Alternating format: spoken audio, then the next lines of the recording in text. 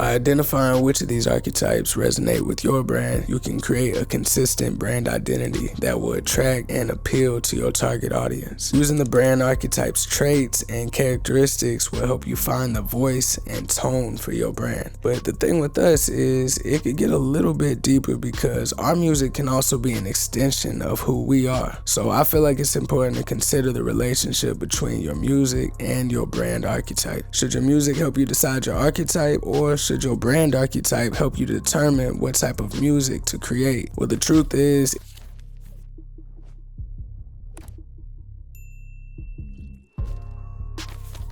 what's good and welcome to Indie Leverage. One thing that artists tend to overthink and overcomplicate is their branding. And if they ain't overthinking it, they might even be oversimplifying it. Too many artists think branding is picking a couple of colors and designing a logo and then you're done. But branding is something that affects the way that people see you on a psychological level. So today we're going to talk about brand archetypes and how they can help you create a strong and consistent brand identity.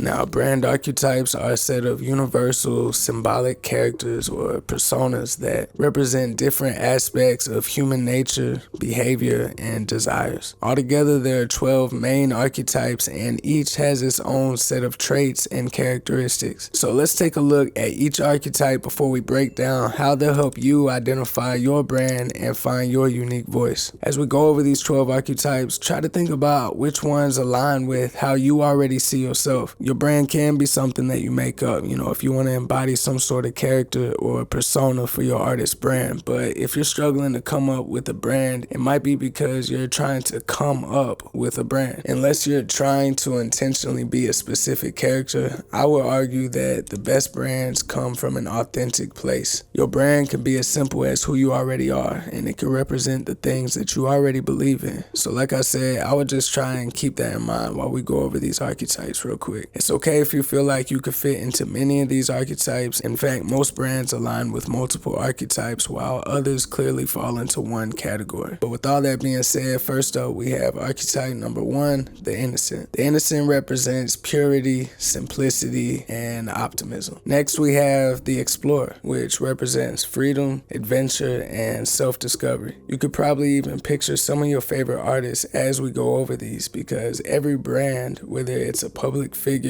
or a company, falls into one or more of these brand archetypes. Up next, we have the hero, which represents courage, strength, and resilience. Archetype number 4 is the outlaw. As the name suggests, the outlaw is known for being rebellious, and it represents individuality. For archetype number 5, we have the jester, which represents humor, playfulness, and spontaneity. Next is the lover. The lover archetype often represents passion, sensuality, and intimacy. Then we got the sage archetype that represents wisdom and is known for knowledge and insight. Archetype number 8 is the magician, and the magician represents transformation, change, and inspiration. There's only a few brand archetypes left, but another interesting thing to think about is when artists have rebranded themselves, and sometimes drastically. And we're about to go over some examples later on, but you can use anyone that's rebranded themselves and see how they once fit into one brand archetype and then sometimes switch to a completely different archetype that represents polar opposite traits and characteristics. With that in mind, the next archetype is the everyman or every girl. It's also referred to as the regular guy or regular girl,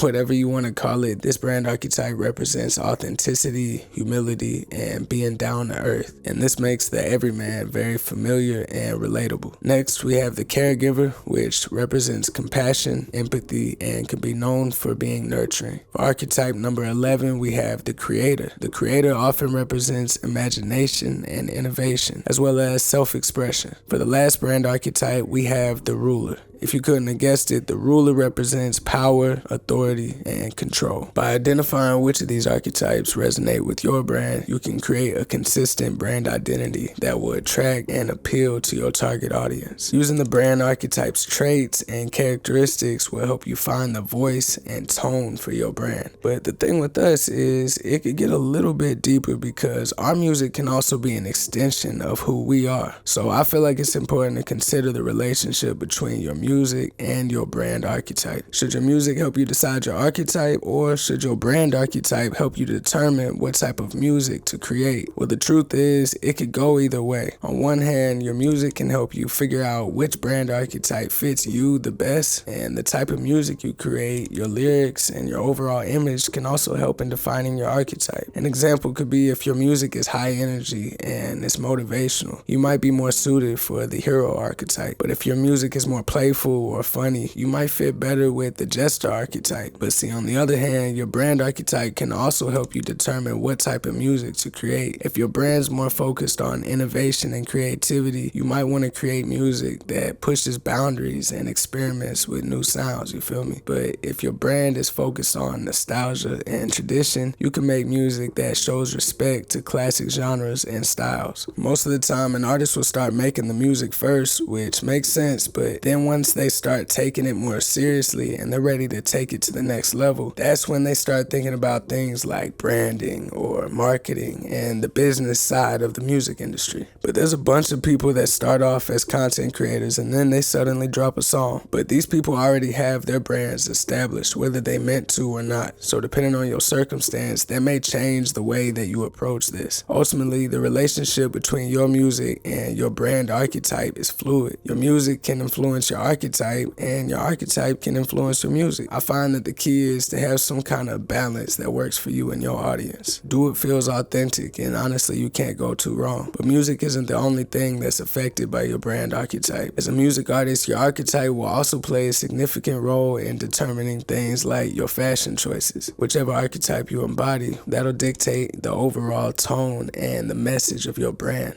And that needs to be reflected in what you wear as well. For example, if you're the creator archetype, you might wear some more experimental type clothes to showcase your individuality and creativity. And this isn't anything new, and I'm sure you could think of at least 3 different artists who do this. You could also wear more high-end and sophisticated clothing if you embody the ruler archetype, which will help you give off a more powerful vibe and convey a sense of authority. But the hero archetype might choose to wear more bold and daring clothing that gives off confidence and bravery, while the Jester archetype may wear clothing and accessories that are more colorful and playful, which showcases a sense of humor and lightheartedness that people can instantly spot. What's even crazier is your brand archetype can even influence the type of brands and designers that you choose to collaborate with. Like how the sage represents wisdom, and depending on where they stand, they may gravitate towards more sustainable and eco-friendly fashion brands that align with their values and their message. It's definitely recommended that you think about your brand archetype when you're considering your fashion choices, because you want to convey a consistent message to your audience. This is what's going to help strengthen your brand identity and establish a loyal following of ride or die fans. Now, by no means am I saying that you should put yourself in some sort of box. Artists can embody multiple brand archetypes because we're multidimensional individuals just like everybody else, except we express different aspects of our personality and creativity through our music. So let's say an artist is both a jester and a creator. That's perfectly fine because they can easily use humor and wit to bring their unique vision to life. But too much of anything is never good for you. Even too much water could leave you in the hospital or worse. So while it's possible for an artist to fit into multiple brand archetypes, typically you'll see that a strong brand will stick to no more than like 2 or 3 archetypes. You don't want to cause a whole bunch of confusion by being all over the place, you feel me? This helps to create a clear and consistent brand image that is easily recognizable to your audience. You do get a little bit of leeway once you reach a certain level, but brand recognition is extremely important while in the discovery phase of your music career. Plus, it's not like you're stuck to anything. Artists can rebrand themselves if they feel it's necessary, but it sort of loses its effect the more that you do it, so definitely keep that in mind. But rebranding yourself should be a deliberate and strategic process where you align your image, messaging, and your creative with a new brand archetype. archetype, and you may lose some of your old fan base during this transition. However, it's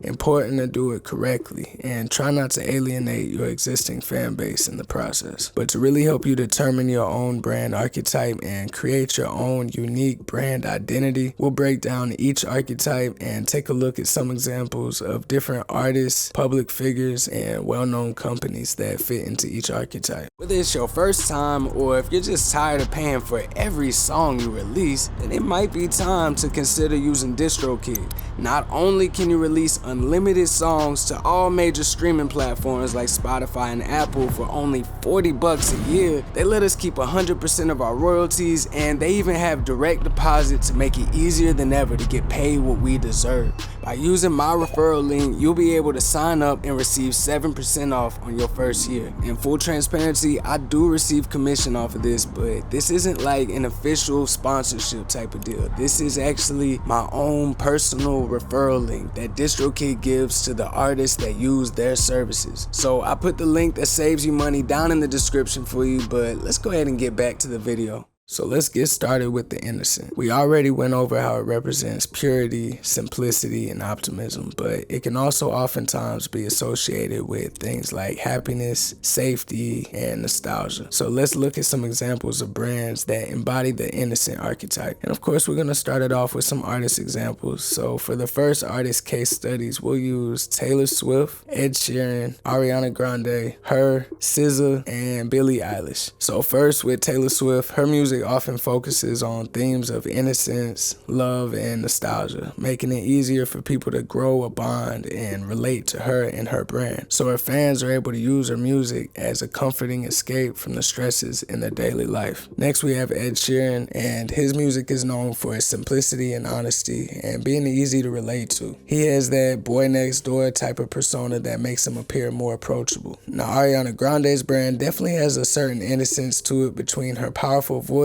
and her bubbly personality. Her brand creates a sense of optimism and joy. You see, her music often has themes of love, self-discovery, and personal growth. But next up we have Her, who has a low-key type of persona that feels down to earth. Her music has a soulful vibe that slick feels like a throwback to different times, and you should start to notice a trend with every brand example, not only with how they represent themselves, but also with the emotions and the feelings that these brands give to people. SZA is another artist that embodies the innocent archetype, and she also has themes of self-discovery, personal growth, and relationships in her music. Like I said, you'll notice a trend. Her lyrics are often super vulnerable, and even her voice has a certain sweetness and vulnerability and rawness to it that can feel familiar to her listeners. But lastly, we have Billie Eilish, and although her music can be known to be dark and moody at times, it has a certain innocence to it. But even looking at how she's known for always wearing baggy clothing because she didn't want to have that type of attention on her body. Her overall brand is definitely a good example of the innocent archetype. But looking outside of the music industry, other celebrities that could be included could be Betty White, Tom Hanks, or even Ellen DeGeneres, who are often associated with being genuine, sincere, and,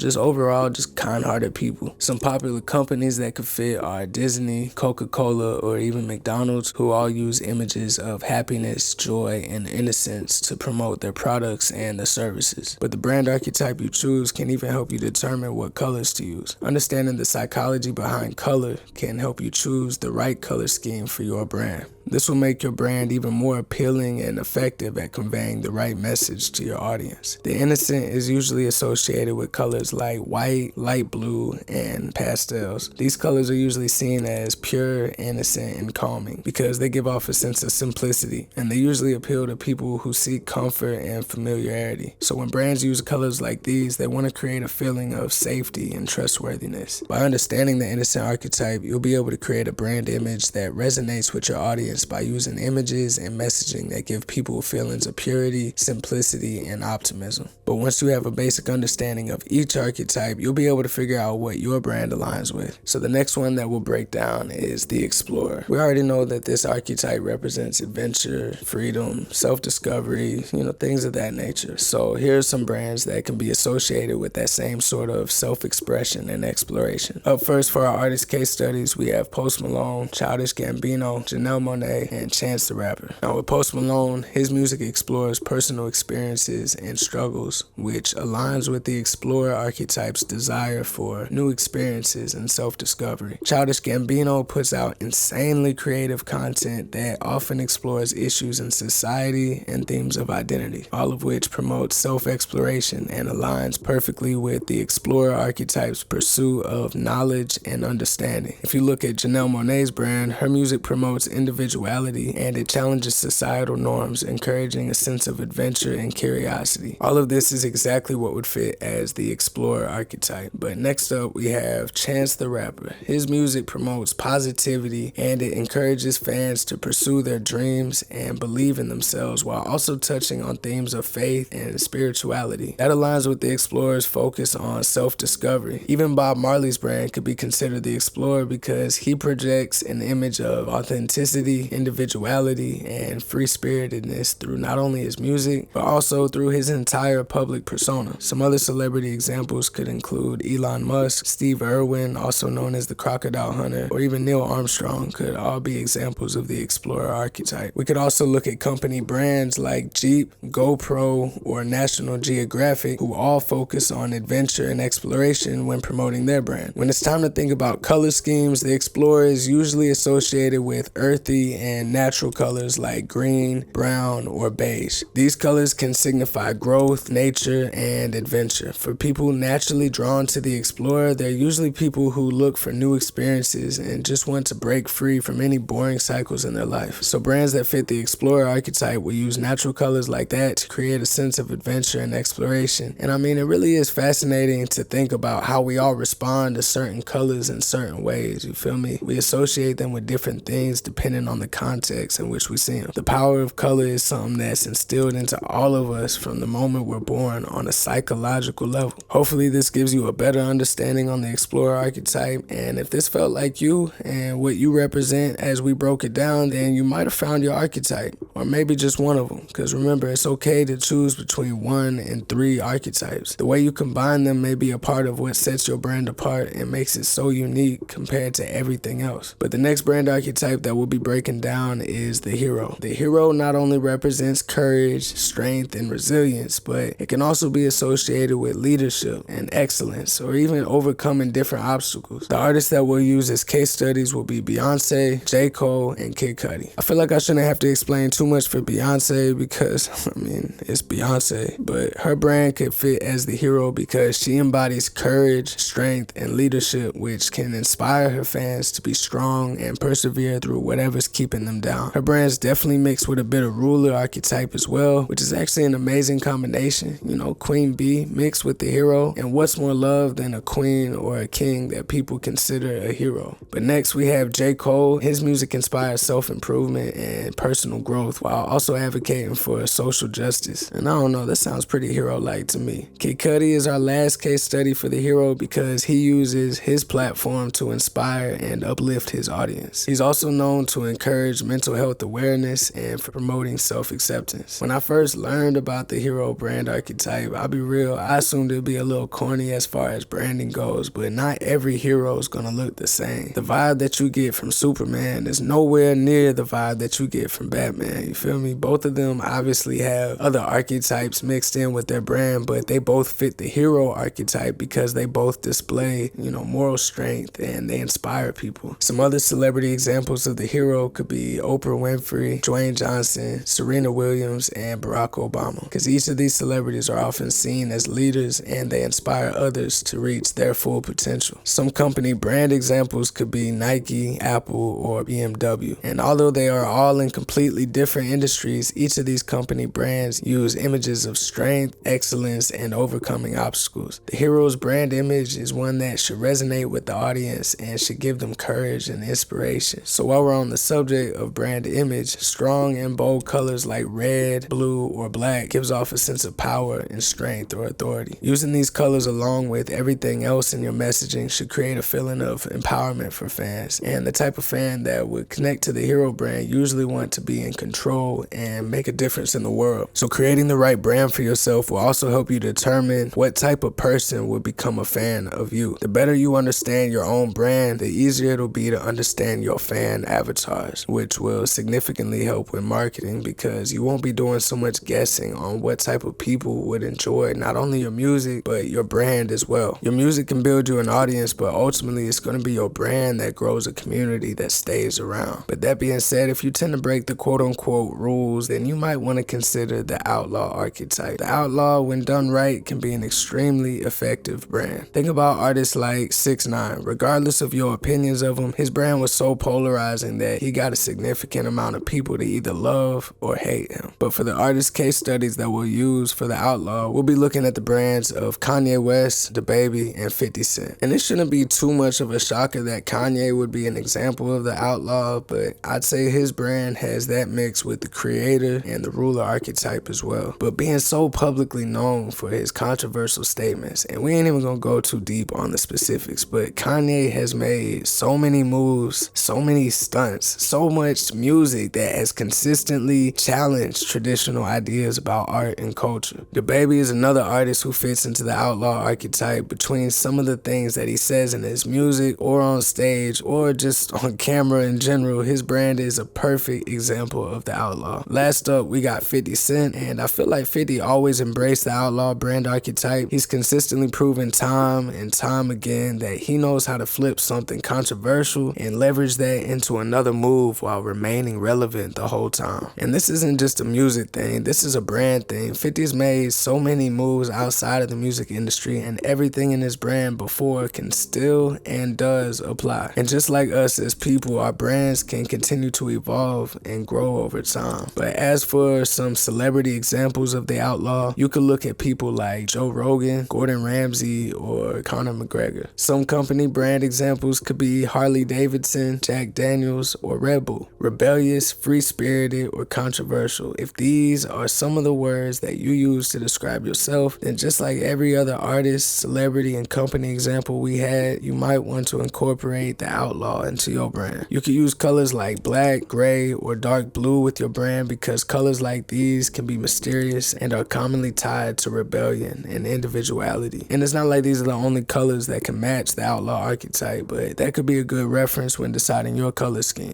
This whole music artist journey can be pretty lonely sometimes. You know, you already chasing something that most people won't understand. You got people that say they want to be music artists, but then you go to talk to them about business or marketing or strategy in general, and then they got nothing. Their whole idea of networking with other artists is sending out links and basically panhandling for likes, comments, and plays on their music. And it wasn't until I went all in and I got the coaching, I watched the videos, I joined the masterclasses, I took the courses, I went all in. It wasn't until then that I realized how much time I was really wasting with these people who is never gonna take this as seriously as I do. So if you're a true musicpreneur, then I'd like to offer you a lifeline and invite you to a one-on-one session with me that we'll treat like your own personal mastermind, where I'll answer any questions and we can strategize actionable steps tailored to your unique situation. I'm only opening up a limited number of slots each month, so if you'd like to apply, you can visit www.indieleverage.com/live call. And don't worry, I put the link down in the description for you. So for now, let's get back to the video. The next archetype that we have is the Jester, and it's really easy to think of plenty of examples that fit this brand to a T. The Jester is most commonly known for making people laugh and can easily provide playful entertainment. For our artist examples, we'll be using Lil Dicky, Cardi B, and Jack Harlow. Lil Dicky has built his entire brand around humor, and he's continued to use his brand in comedy. He even has a show called Dave where he continued to intertwine music and comedy. Lil Dicky definitely makes a perfect case study for the Jester, and one thing you'll notice with strong brands, and this could be any brand, I'm not just talking about artists, but the one thing that you'll notice is when their brand is strong enough, they're able to transition into other fields or industries. It usually looks like they do it a lot more easily and successfully than other weaker brands. Will Smith going from music to acting, George Foreman going from boxing to grills, Amazon for being an online store to also having music, TV, and movie streaming, as well as the Alexas and the Kindles. I'm going off on a tangent tangent, but I hope you can see how important it is to have a strong brand. But getting back to our artist case studies for the Jester, the next example we have is Cardi B. She has this fun, confidence, and humor that have made her brand just as popular, if not more popular than her music. And at the end of the day, that should kind of be what you want. Yeah, our music means everything to us, and the whole point of all of this is because you wanted people to connect with your music. I get it. But what I'm saying is that will happen.